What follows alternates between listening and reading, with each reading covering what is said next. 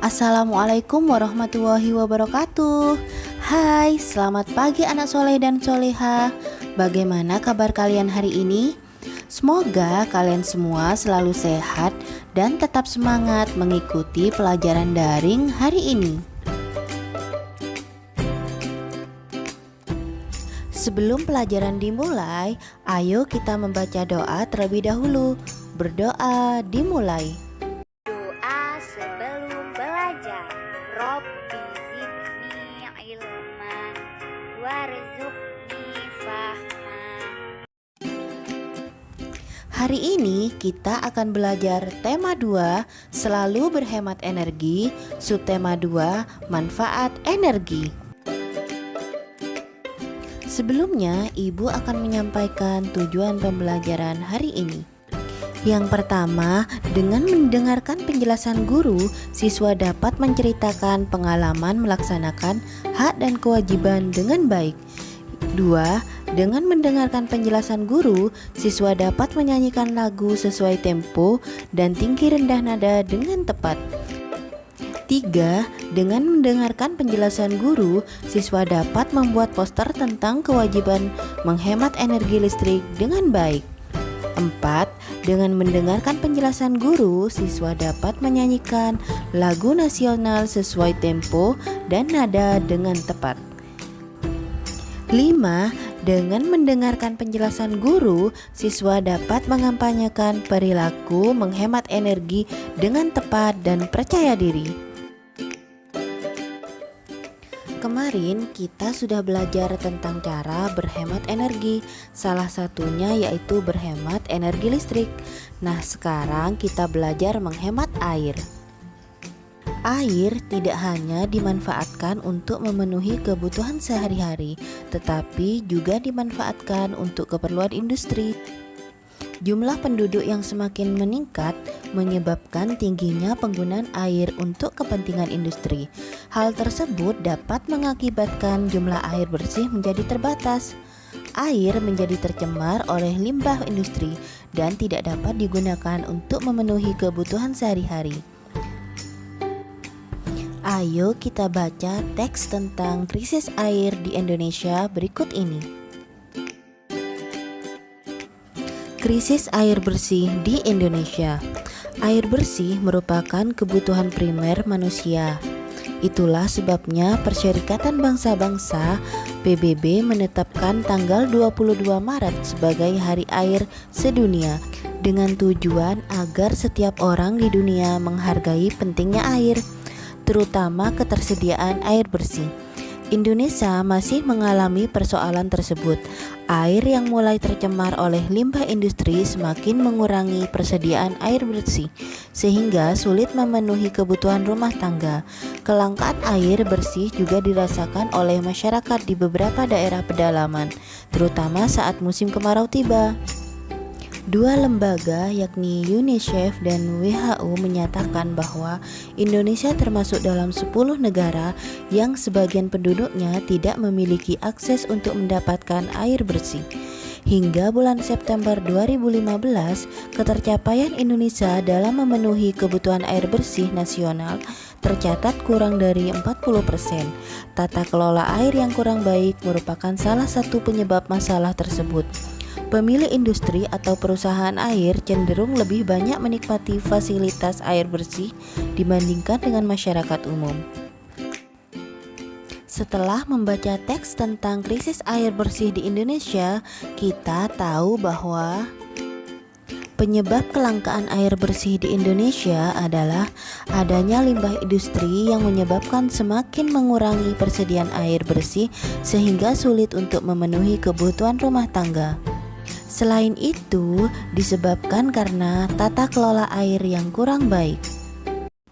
Saran untuk mengatasi masalah tersebut adalah: yang pertama, melakukan pengolahan limbah industri dan mengelola penggunaan air dengan baik.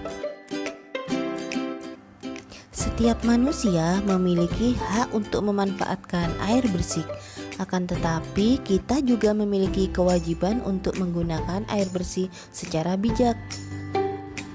Coba kalian perhatikan tabel tentang Hak dan kewajiban manusia dalam memanfaatkan air bersih.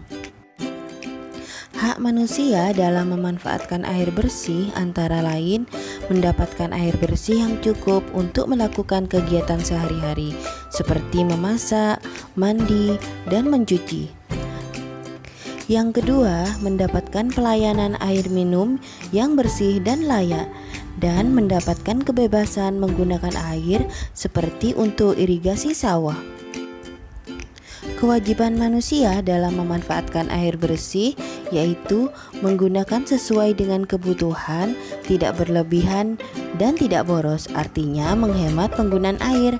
Yang kedua, mematikan keran air saat sedang tidak digunakan, misalnya saat menggosok gigi. Dan membantu menjaga lingkungan hidup yang dapat menunjang ketersediaan air bersih. Contohnya menjaga kelestarian hutan atau lahan hijau. Dan masih banyak lagi hak dan kewajiban manusia dalam memanfaatkan air bersih secara bijak. Coba perhatikan gambar berikut. Tanggapan tentang kegiatan pada gambar berdasarkan hak dan kewajiban manusia dalam memanfaatkan energi, yaitu pada gambar orang tersebut menerima hak mendapatkan air bersih yang cukup untuk melakukan kegiatan sehari-hari, yaitu mencuci. Namun tidak melaksanakan kewajibannya menggunakan air sesuai dengan kebutuhan dan tidak menghemat penggunaan air bersih. Nah, anak-anak hebat, salah satu hak kita adalah mendapatkan air bersih untuk minum. Untuk menghindari hal-hal yang tidak kita inginkan, kita harus cermat dalam memperhatikan air minum yang akan kita konsumsi. Air yang kita konsumsi harus jernih, tidak berwarna, tidak berbau, tidak mengandung bakteri, tidak berasa, dan tidak mengandung campuran yang dapat merusak organ tubuh seperti seng atau zat besi. Salah satu pemanfaatan air adalah untuk menyiram tanaman atau mengairi sawah. Tanaman pertanian memerlukan air, tak terkecuali jagung. Jagung dapat diolah menjadi bahan makanan yang bermanfaat bagi manusia. Ayo nyanyikan lagu Menanam Jagung ciptaan Ibu Sud dengan tempo dan tinggi rendah nada yang tepat. Nah, sebelum bernyanyi, ayo ingat kembali tempo lagu dan jenis-jenisnya. Tempo merupakan tanda baca dalam musik yang berkaitan dengan cepat atau lambatnya lagu dinyanyikan atau dimainkan. Berikut beberapa tempo dalam lagu. Yang pertama, tempo adagio, artinya lagu dinyanyikan dengan amat sangat lambat. Yang kedua, tempo largo, artinya lagu dinyanyikan secara lambat dan lebar. 3. Tempo larghetto, artinya lambat namun lebih cepat dibandingkan largo. 4. Tempo maestoso, artinya hikmat, agung dan mulia. 5. Tempo allegretto, artinya ringan, hidup, gembira dan sedikit lebih lambat dari allegro. 6. Tempo moderato, artinya lagu dinyanyikan dengan tempo sedang. 7. Tempo allegro, artinya lagu dinyanyikan dengan cepat, hidup dan gembira. 8. Tempo presto, artinya sangat cepat. 9. Tempo vivace, artinya hidup, gembira, dan sedikit lebih lambat dari presto. 10. Tempo prestissimo, artinya amat sangat cepat. 11. Tempo di marcia, artinya seperti orang berbaris. 12. Tempo con brio, artinya lagu dinyanyikan dengan semangat penuh atau bergelora, misalnya lagu-lagu perjuangan. 13. Tempo con bravura, artinya lagu dinyanyikan dengan gagah. Ayo kita nyanyikan lagu Menanam Jagung ciptaan Ibu Sud dengan tempo dan tinggi rendah nada yang tepat.